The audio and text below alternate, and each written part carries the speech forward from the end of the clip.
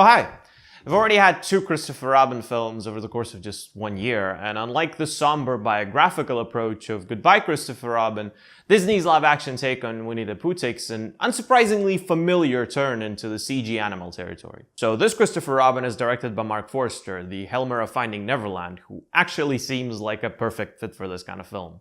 The story here revolves around Christopher Robin as an adult. He already has a family of his own and a dull job at a luggage company that he devotes a lot of his precious time to, instead of taking a weekend off and spending time with his daughter.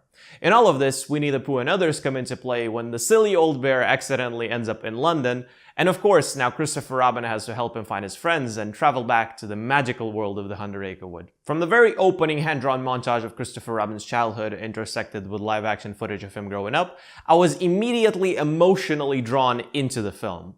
This is obviously the desired effect that Disney was going for, because the visuals make it pretty clear that Christopher Robin is fundamentally a nostalgic trip down memory lane geared primarily towards yearning adults. Well, at least that's what it makes you think it is for the first half of its runtime. There's honestly something magical about seeing Ewan McGregor run around the 100-Acre Wood alongside CG stuffed animals. But that only happens about 40 minutes into the film. Before that, we're subjected to an eerily gloomy, uninviting side of the forest, which is seemingly overrun by the vicious heffalumps and woozles. This is where I thought the film, even though it was taking a bit of time to finally shift gears, was at its strongest point. The first half was clearly influenced by Spike Jonze's melancholic yet wonderfully endearing take on where the wild things are, which I absolutely adore. And here's where I think Disney decided to change its approach for Christopher Robin. What started off as a unique tale about long-missed childhood quickly became yet another Paddington-style talking animal film. Unfortunately, at this point, some problems arise. The tonal shift is drastic enough to become very noticeable, even to little kids. As we're introduced to the adult war veteran Christopher Robin living in the permanently rainy 1940s version of London, quickly followed by a fog-bound side of the 100-Acre Wood, some of the younger audience members might be either bored or terrified.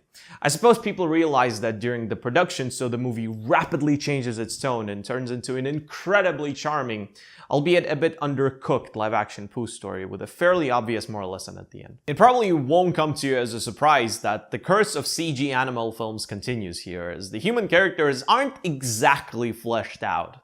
Both of the Paddington movies, thankfully, somehow managed to fix that, but Christopher Robin steps right into that trap again. I don't know what's the point in casting Hayley Atwell, a fantastic actress, when you spend her talent on a bland character with barely 10 minutes of screen time.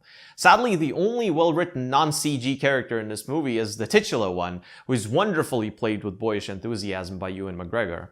As I said before, it was just incredibly nice to see him run around the forest, defeat heffalumps, and reunite with the old group of animal friends. Still, despite some of those uneven parts and the overall lack of subtlety or very emotionally charged moments, I can say that I enjoyed Christopher Robin.